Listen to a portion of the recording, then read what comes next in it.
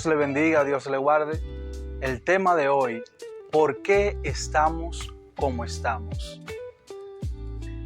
como iglesia? ¿Por qué estamos como estamos como iglesia? Según la historia, cuando nosotros estudiamos los primeros libros del Nuevo Testamento, nos damos cuenta de lo lejos que está la iglesia primitiva a la iglesia de hoy día. Cuando la iglesia primitiva inició en Jerusalén, inició bajo presión, bajo persecución, bajo un liderazgo de 12 apóstoles que estaban dispuestos a dar su vida por causa del que los llamó, por causa del camino, por causa del nombre a quien ellos habían elegido como su Señor, como su Dios. Cuando nosotros nos damos cuenta y vemos la trayectoria de la iglesia primitiva, sus inicios, cómo crecían, cómo se multiplicaba, cómo el poder de Dios se manifestaba en sus inicios, cómo el evangelio era propagado, era predicado, era manifestado a toda criatura, porque ellos tenían en cuenta un mandato que Jesús le había hecho: ir y predicar el evangelio a toda criatura, hacer discípulos y bautizarlos en mi nombre. Y cómo ellos cumplieron ese mandato a cabalidad. Dice que ellos no se quedaron en Jerusalén, no se quedaron estáticos. Y dice que inició una gran persecución sobre todo aquel que invocaba el nombre de Jesús. Lo que me llena de nostalgia y como me da un poco de recelo, a diferencia de la iglesia de hoy día, es que nosotros estamos como estamos porque es una iglesia que se ha adormecido, es una iglesia que ha entrado en un letargo y está en lo que yo llamaría en un reposo. Y hasta que la iglesia no despierte de ese reposo que tiene, que no tenía la iglesia primitiva en sus primeros apóstoles, sus primeros discípulos, sino que era una iglesia activa, era una iglesia que donde quiera que llegaba, dice que eran llamados los que trastornan el mundo, vinieron hasta aquí. Y no solamente porque ellos eran bullosos, porque en estos últimos tiempos hemos confundido la bulla con el poder de Dios. Hemos confundido el desorden con que ahí es que está la presencia de Dios. Nos hemos alejado completamente de lo que es la esencia del Espíritu Santo de Dios. La esencia del poder de Dios manifestado a través de su iglesia impactaba las vidas. Eran reconocidos porque Dios dice que la mano de Dios estaba con ellos, estaba con los apóstoles, estaban con sus discípulos. Cuando nosotros nos trasladamos a la iglesia de hoy día, nos damos cuenta que es una iglesia que está adormecida, es una iglesia que el tiempo, según la historia, el tiempo de menos persecución lo tenemos nosotros en la actualidad. Ahora tú dices que tú eres cristiano en cualquier lugar y la gente ya no se impacta, porque tú no eres una amenaza para ellos. Tú no eres una amenaza para su estilo de vida. Tú no eres una amenaza para su pecado. En algo nosotros estamos fallando como iglesia.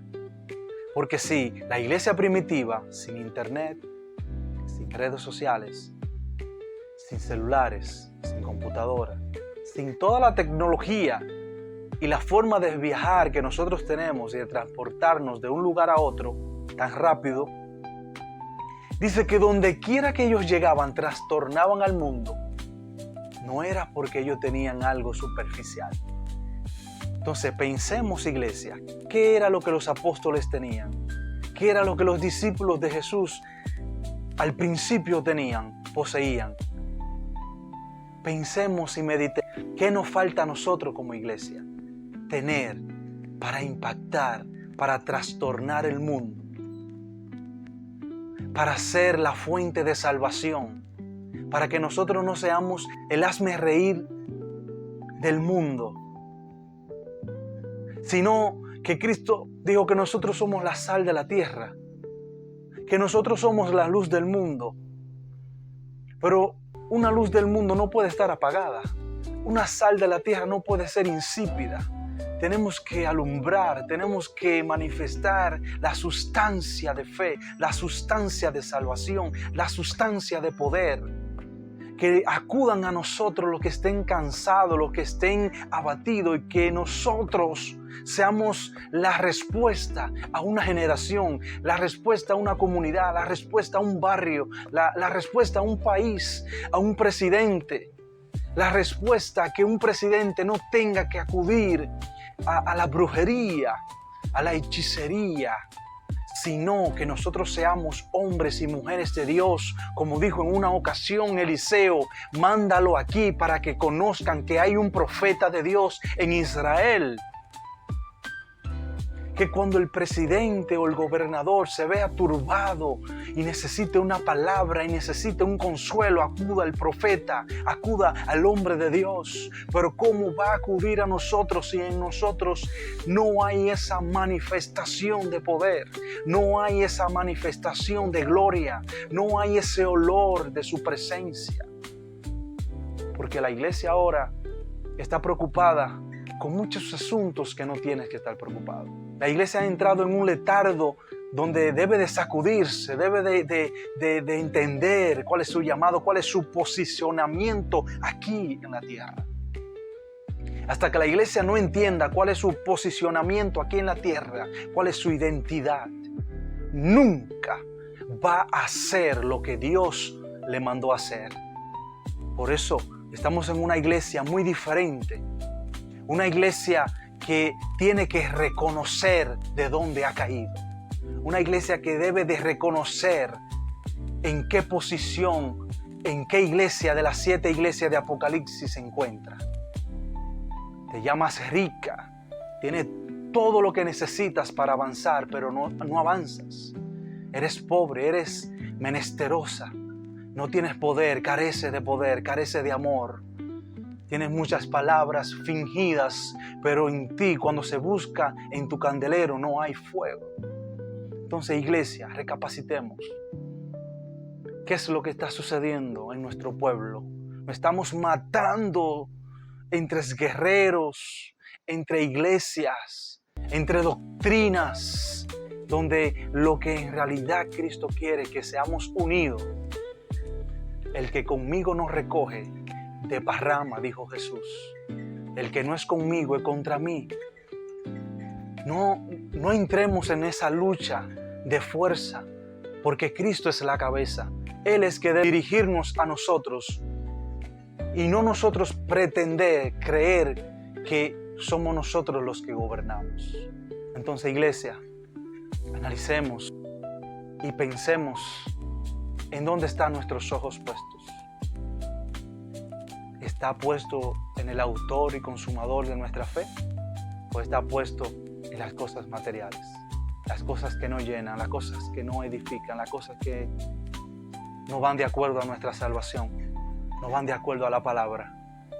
Saquemos lo que no conviene de la iglesia, porque sin guira y sin tambora y sin cosas tecnológicas, los apóstoles trastornaron el mundo. Y nosotros tenemos todo lo que cualquiera puede desear y no estamos trastornando ni siquiera nuestra casa. Dios te bendiga y Dios te guarde.